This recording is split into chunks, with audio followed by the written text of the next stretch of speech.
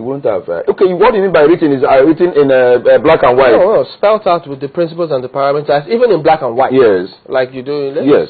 If it was written, he wouldn't have. If he had even gone, beyond that also. He could have also, attracted the penalty that has been given to him now. But this one is that it was all agreed. This is the punishment that should be meted out between them.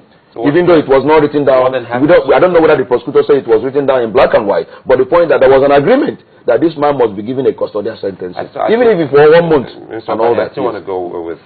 Let's go back to the NJC matter. What happens then to the immunity enjoined by the judicial officer in the discharge of his duty? If we say the judge has some form of immunity, in a way, so to speak, how does the NJC see that affecting the judgment that will be handed out to other people? I don't know the immunity you're referring to. Is it immunity against punishment? The judge has immunity only in the course of his proceedings. That's what I'm saying. Because what has been brought before the NJC for is in the course of his proceedings. No, you may be having. That is why some still say you are given a larger latitude. It's out of the purview of the NJC to sanction him in that regard. No, you are given a larger latitude to. Because it's not a case of corruption now. Yeah, it was exercise of discretion. As I said earlier, justice must not only be done in any case, it must be seen. And the judiciary must not at any point in time be brought to disrepute. It's very, very key. But even at that, yes, it's not the NJC that should look into that. The NJC is the arm of the government, an agency that supervises what happens in the judicial system. And I've been here several times to tell you that you don't set up an institution and allow that institution not to be monitored. If you do it in any country, you run into a problem. Institution must be monitored. Even another person should monitor the person that is monitoring. I've always said it here. And so we must create an institution and set out a parameter for monitoring it, so to avoid abuse or impunity. So the NJC is the one that supervises what goes on in judiciary. If any judge errs, you write any petition now, it will be they will give him the opportunity, the judge, to respond to that. And if they discover that there is any culpability on the part of the judge, they met out a punishment. That makes them to be on their toes, so that what you're occupying is a great responsibility and a position of power that the Constitution has given to you, so that you don't abuse it, you don't use impunity in dispensing justice. You must do it within the parameters of the law. So I believe in the issue of monitoring institutions, and I'm very happy with NJC, if what they're doing now. Then somebody also should monitor the NJC itself, and that is the National Assembly, to also ensure that there is no abuse. So that you don't now clamp down on judges on selfish interests or making them to be so afraid even in exercising their powers and all that. It's also very key. So what I'm saying, there must be that monitoring, layers of monitoring, so that there will not be abuse at any point in time. So I believe that the NJC is doing what the law has authorized them to do by ensuring that if there is any petition against a judge, they will look into it, and if they discover that a judge has erred, they have the right to punish that judge in order to ensure that there is sanity in the state. But don't you think the NJC is taking the actions of an appellate court in this case? And I said that I don't think so.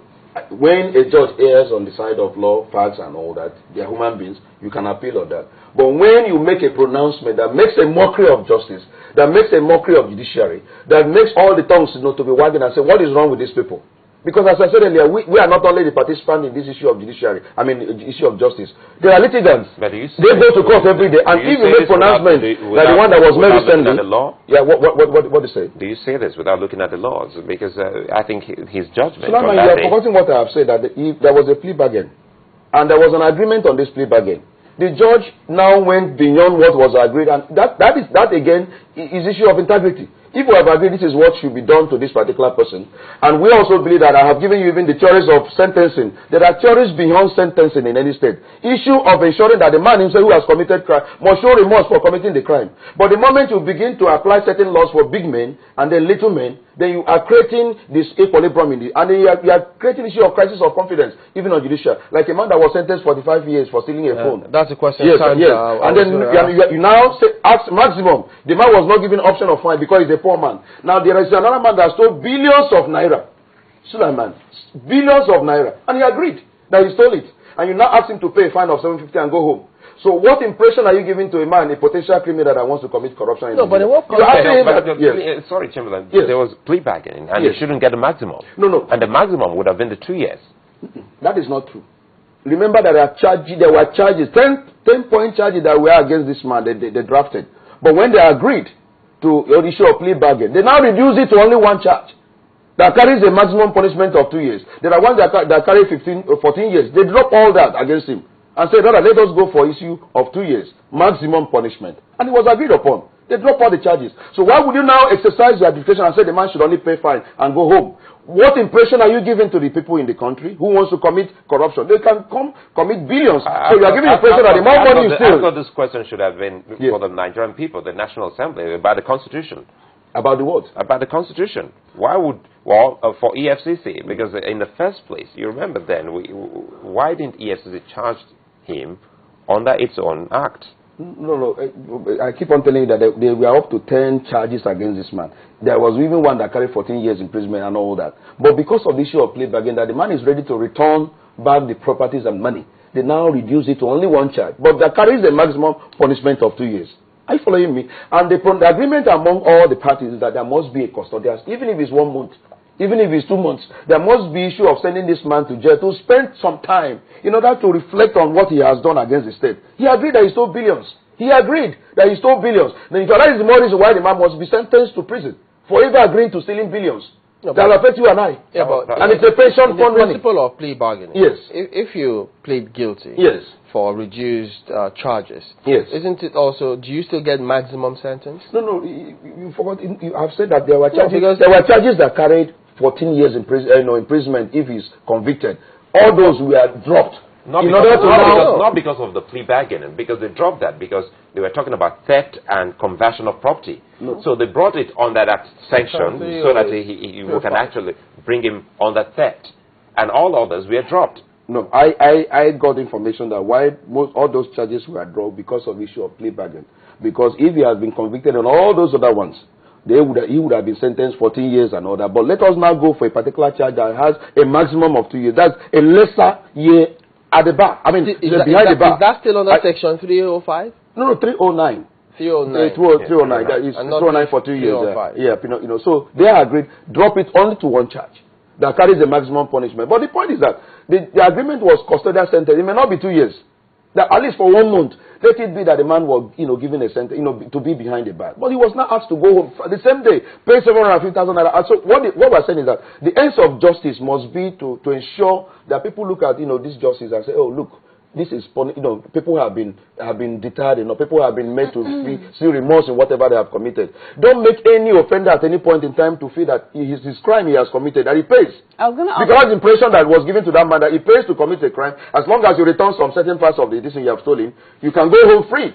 You're not behind bars. So we should not allow that to happen in a country that is battling with the issue of corruption. Yes, I'm going to ask you quickly if a judge has the right to exercise discretion in a plea bargain arrangement. Well, it depends on what they have, if they have agreed on certain things, they will bring, the judge comes in. The judge has a role. It's a tripartite thing.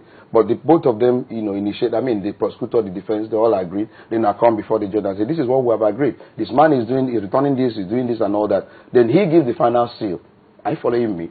Now, based upon final seal, final say. Seal. Yeah, sign, seal and deliver. He now agrees, he now looks at the interest of the state. No, because in that context, I'm looking at seal and say as two different things. Seal meaning that, look, okay, well, just this is what you guys have agreed, so be it. Say in the sense that, well, yes, this is what you've agreed, but I think this is the way it should go. Yeah, he must have, he put the seal and he has a say and a seal. Okay. You look at it and say, look, the interest of the state is also key. If what we have agreed does not in any way satisfy the interest of the state, he comes in and says, no, this cannot, because he has the final, he will give the final, he will make the final pronouncement. So it's also key that he looks at it and have a say, even in the agreement they have reached. Because he is the state, he is representing the state.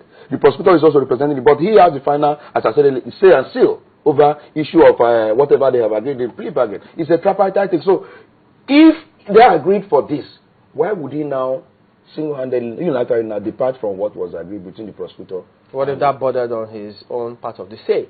Yeah, well, the say must also be in the interest of the state. His own say. And the seal is put in must be in overall national interest. It's very key. This didn't come across at all. It didn't come across at all because the tongues were wagging. Even from the court, you see murmuring in the court. Let's follow up on this question of Sandra Neke's question, which you talked about. Yes. Where he says, giving your take on the sentence given to the phone thief against the Osun governor. And Is it a blanket thing? Because, I mean, yes, you know the criminal code here, the penal code up north. Isn't that in the context of which some of these judgments are given? Yeah, it is given based upon law. Of course, the man was alleged to have also used the phone himself to commit further crimes, collecting money and all that. So it wasn't